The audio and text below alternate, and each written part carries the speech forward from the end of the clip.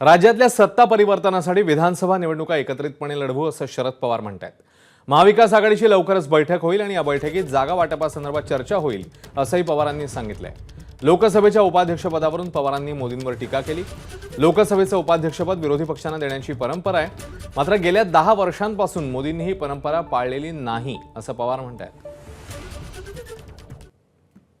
समसमान वाटप होईल असं राऊतांचं म्हणणं आहे। काय महाविकास आघाडीचं जागा आमची मीटिंगच झाली विषय आहे तसं हमारी मीटिंग है तब हम बैठेंगे और हमारी नीति तय करेंगे कि justice chairman vice justice chairman air force हमेशा अपोजिशन की रहती है। पिछले 10 साल में मोदी साहब के हुक्म से हुआ नहीं, इससे इसमें कुछ सुधार होगा ऐसे मुझे लगता है।